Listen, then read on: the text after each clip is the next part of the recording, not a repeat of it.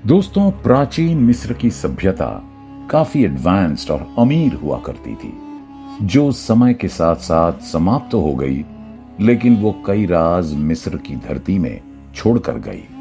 प्राचीन मिस्र के फिरौन के बारे में आप तो सुना ही होगा, लेकिन उनके सबसे यंग फिरौन तूतनखामन के बारे में क्या आप जानते हैं? आज के इस वीडियो में हम तूतनखामन और उनके कब्र के रहस्य से पर्दा उठाएंगे। तो चलिए बिना समय गंवाए इस वीडियो को शुरू करते हैं। दोस्तों, खुदाई के दौरान आर्कियोलॉजिस्ट्स को यह पता चला कि प्राचीन मिस्र वासी कुत्तों को नहीं पालते थे, बल्कि बिल्ली को पालते थे। बिल्लियों को प्राचीन मिस्र वासी काफी ज्यादा पसंद करते थे। वे कुत्तों से ज्यादा बिल्लियों को महत्व देते थे। इतना ही नहीं, बिल्ली के मर जाने पर उनके बीच मातम सा छा जाया करता था। यहां तक कि मिस्र के किसी फिरौन के मर जाने का भी उतना गम नहीं होता था जितना कि एक बिल्ली के मर जाने पर होता था। प्राचीन मिस्र सभ्यता में बिल्लियां उनके भगवान का औधा रखती थी और हर एक घर में बिल्लियां जरूर पाली जाती थी। इतना समझ लीजिए कि ऐसा करना सभी के लिए कंपलसरी था, या फिर यूं कहें कि उनकी परंपरा थी। इसके अलावा अगर किसी परिवार में बिल्ली की मौत हो जाती है तो परिवार के लोग अपना शोक प्रकट करते हैं और उसके सम्मान में अपनी आईब्राव भी कटवा लेते हैं। दोस्तों, प्राचीन मिस्र वासियों के अनुसार बिल्ली सूर्य देवता की लड़की हुआ करती थी, जिसे मिस्र में देवी बास्टेट के नाम से जाना जाता है। प्राचीन मिस्र की सभ्यता काफी एडवांस्ड सभ्यता थी, जो अपने समय से काफी आगे का सोचती थी, जिसका जीता जागता उदाहरण है पिरामिड्स, जिसे प्राचीन मिस्र वासियों द्वारा बनाया गया था। आपको बता दें कि मिस्र में अभी तक करीब 120 पिरामिड को खोजा जा चुका है, जिसमें से ग्रेट पिरामिड ऑफ गिजा काफी ज्यादा फेमस है और जिसे आप भी जानते होंगे। ये फिरौन खुफू की कब्र है, जिसकी हाइट करीब 149 मीटर है। दोस्तों, आज से करीब 4500 साल पहले जब मिस्र के राजा मर जाया करते थे तो उन्हें दफनाने के लिए पिरामिड का इस्तेमाल किया जाता था, यानी कि पिरामिड बनाकर उन्हें दफन कर दिया जाता था। आपको जानकर हैरानी होगी कि राजा के मरने के बाद पिरामिड में एक सीक्रेट चेम्बर बनाया जाता था और उस चेम्बर को सजाया जाता था, जिसमें एक ताबूत के अंदर राजा को रखा जाता था। इतना ही नहीं, राजा के साथ उसका सारा खजाना भी राजा के साथ ही सजाकर रख दिया जाता था। प्राचीन मिस्र वासियों का मानना था कि आफ्टर लाइफ में ये सारा खजाना उनके काम आता है, इसलिए वे खजाने को भी साथ में दफन कर देते थे। हालांकि इतने बड़े बड़े पिरामिड बनाने में काफी समय भी लगता था और मेहनत भी लगता था, लेकिन अपने परंपरा को जिंदा रखने के लिए उन्हें ऐसा करना ही पड़ता था। वैसे एक्सपर्ट्स और रिसर्चर्स का मानना है कि समय के साथ साथ पिरामिड बनाने का ये प्राचीन परंपरा तो समाप्त होते गया, लेकिन राजाओं को दफनाने का सिलसिला खत्म नहीं हुआ। दरअसल जब पिरामिड बनाने बंद कर दिए गए, तब राजाओं को दफनाने के लिए लाइमस्टोन के इन पहाड़ों को चुना गया, और यही वजह है कि इन इलाकों को वैली ऑफ द किंग्स कहा जाता है। आपको बता दें कि पिछले करीब 200 सालों से अरब के इस सूखे और बंजर रेगिस्तान में खुदाई का काम जारी है। दोस्तों, हैरानी की बात तो यह है कि फिरौन मरने से पहले ही अपने कब्रों को बनवा लेते थे, ताकि उनके मरने के बाद फौरन ही उनके बॉडी को कब्र में दफनाकर चेम्बर के मुंह को तुरंत बंद कर दिया जा सके। शायद उन्हें इस बात की परवाह थी कि अगर कब्र उनके मरने के बाद बनाया जाएगा तो वो सही नहीं होगा, या फिर उन्हें कब्र में ही नहीं दफनाया जाएगा। दोस्तों, वैली ऑफ द किंग्स कही जाने वाली इस जगह पर फिरौन के साथ साथ उनके कीमती खजाने भी दफनाए जाते थे, ठीक उसी प्रकार जिस प्रकार पिरामिड में दफनाए जाते थे। खैर, ये बात लुटेरों को भली भांति पता थी कि फिरौन के साथ उनके वेश कीमती खजाने भी छुपाए गए हैं, इसलिए लुटेरों ने यहाँ के चप्पे चप्पे को खोदकर कब्र में रखे खजाने को लूट लिया। वे खजाने को लूट कर चले जाते थे और कब्र में पड़े ममी को वैसा का वैसा ही छोड़ देते थे। इससे ये साफ जाहिर होता है कि उनका मकसद केवल खजाना लूटना था और कुछ नहीं। मिस्र का इतिहास जितना खजानों और रईसी से भरा है, उतना ही मिस्र का साम्राज्य मनहूसियत से भरा है। कहने का मतलब यह है कि मिस्र फिरौन काफी कम उम्र में ही दुनिया को अलविदा कह देते थे। मिस्र के बहुत कम ही फिरौन ऐसे थे जिन्होंने अपनी पूरी जिंदगी को जिया था। उनके मौत का बुलावा समय से पहले ही आ जाता था, इसलिए उनकी अगली पीढ़ी को फिरौन की राजगद्दी को बेहद ही कम उम्र में ही संभालना पड़ता था। और जब बात आती है प्राचीन मिस्र के सबसे बदनसीब फिरौन की, तो सबसे पहले नंबर पर आता है फिरौन तूतनखामन की। जी हाँ दोस्तों, आपने ठीक ही सुना। तूतनखामन प्राचीन मिस्र का एक ऐसा फिरौन था जो बेहद कम उम्र में ही फिरौन की राजगद्दी पर बैठ गया था और कम उम्र में ही दुनिया को अलविदा भी कह दिया था। दरअसल उनके पिता फिरौन अखेनाटेन की जल्दी मृत्यु के बाद बेहद कम उम्र में ही उसे राजगद्दी संभालनी पड़ी थी। हालांकि उसकी मृत्यु कब हुई ये ना तो इतिहास में दर्ज है और ना ही आर्कियोलॉजिस्ट्स को इसके बारे में कोई जानकारी हाथ लगी है। तूतनखामन ने अपने पिता के बाद मिस्र का शासन अपने हाथों में लिया और अपनी ही बहन से उसने शादी भी कर ली, क्योंकि उसे और किसी पर भी भरोसा नहीं था।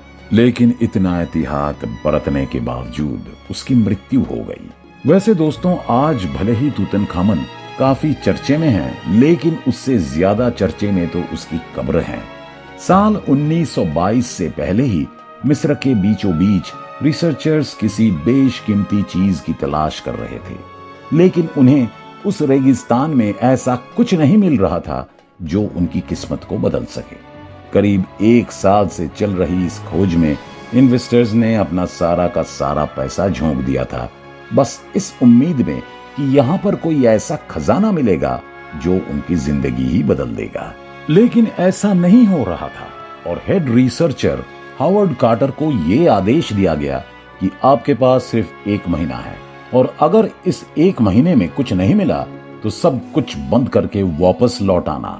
सभी लोग काफी मायूस थे, लेकिन 5 नवंबर साल 1922 की रात को कुछ ऐसा हुआ जिसने सभी को हैरान कर दिया। दरअसल खुदाई के दौरान उन्हें जमीन के नीचे एक कमरा मिला और उस रेगिस्तान के नीचे मिले कमरे में जब रिसर्चर्स ने जाकर देखा तो उन्हें अपनी आंखों पर विश्वास नहीं हुआ। उन्होंने अपनी आंखों के सामने मानो सोने की लंका देख ली हो, क्योंकि उस कमरे की दीवार की नक्काशी से लेकर दरवाजा तक सब कुछ सोने से बना हुआ था। इससे पहले इस तरह का नजारा कभी नहीं देखा गया था। उस कमरे में हर एक चीज सोने की थी। उसमें ज्वेलरी से लेकर सोने की मूर्तियां तक थी। इसके अलावा कमरे के एक कोने में एक ताबूत मिला जिस पर मिस्र के देवता ओसाइरिस का चित्र बना हुआ था। उस ताबूत को जब खोला गया तो उसमें इतिहास का सबसे क्रांतिकारी खोज निकला और वो था फिरौन तूतनखामन का कब्र। ऐसा कहा जाता है कि सभी खजानों को छोड़कर सिर्फ तूतनखामन की कॉफिन कवर ही 90 किलोग्राम प्योर गोल्ड से बना हुआ था। रिसर्चर हावर्ड कार्टर की ये खोज पूरी दुनिया में एक क्रांतिकारी खोज के रूप में सबके सामने आई और सभी आर्कियोलॉजिस्ट इस खबर को सुनने के बाद अपना सर पकड़ लिए थे, क्योंकि वैली ऑफ किंग्स में ये आखिरी मकबरा था जो लुटेरों से बचा हुआ था। दोस्तों, हजारों साल पहले प्राचीन मिस्र में राजाओं के मरने के बाद उनके शरीर को ममिफिकेशन की प्रोसेस से गुजरना पड़ता था। इसमें बॉडी को एक केमिकल के जरिए प्रिजर्व करके एक ताबूत में रख दिया जाता था। उसके बाद उस ताबूत को किसी एक बड़े से चेम्बर में रखा दिया जाता था और उस ताबूत के साथ फिरौन के खजाने को भी रखा जाता था। उसकी दीवारों पर बारीकी से चित्रकारी भी की जाती थी।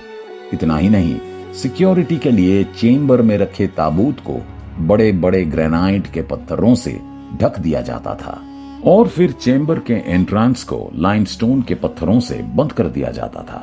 वैली ऑफ किंग्स में छिपे इस कमरे पर लुटेरों की नजर कैसे नहीं पड़ी, ये बात रिसर्चर्स और आर्कियोलॉजिस्ट्स को परेशान करता रहा और उनके सामने नए नए सवाल भी खड़ा करता रहा।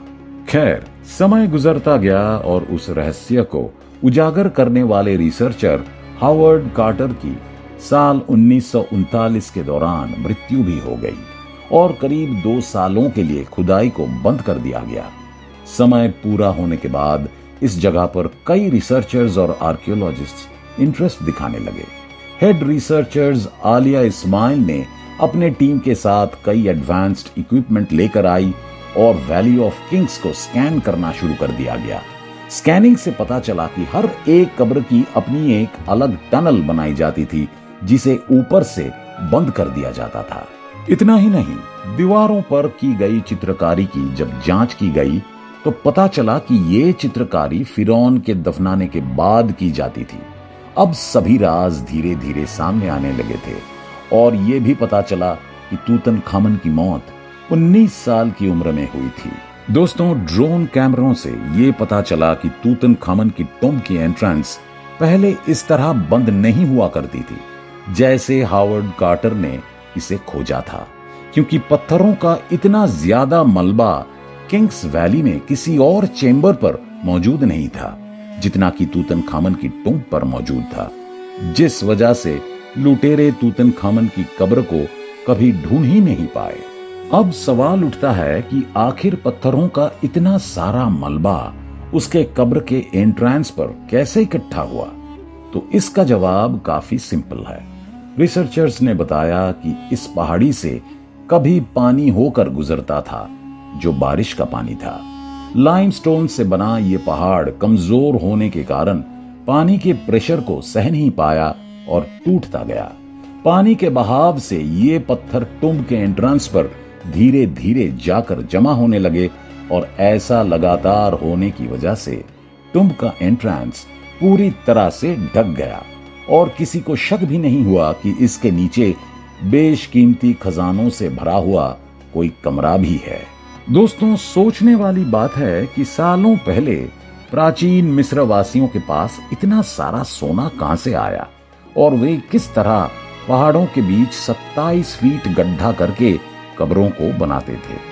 सबसे पहले वे फिरौन के टॉम्ब को पत्थरों से ढकते थे, उसके बाद उनके खजानों को और फिर चेंबर के एंट्रेंस को पत्थरों से लॉक कर देते थे। वाकई में ये प्रोसेस काफी लंबा और मेहनत लेने वाला था। उम्मीद है कि आपको हमारी ये वीडियो पसंद आई होगी। वैसे अगर आपको ये वीडियो अच्छी लगी हो तो वीडियो को लाइक और शेयर जरूर करें और इसी तरह की इंफॉर्मेटिव वीडियो देखने के लिए हमारे इस चैनल को सब्सक्राइब भी करें। फिलहाल के लिए इस वीडियो में बस इतना ही। मिलते हैं किसी अन्य इंफॉर्मेटिव वीडियो के साथ। धन्यवाद।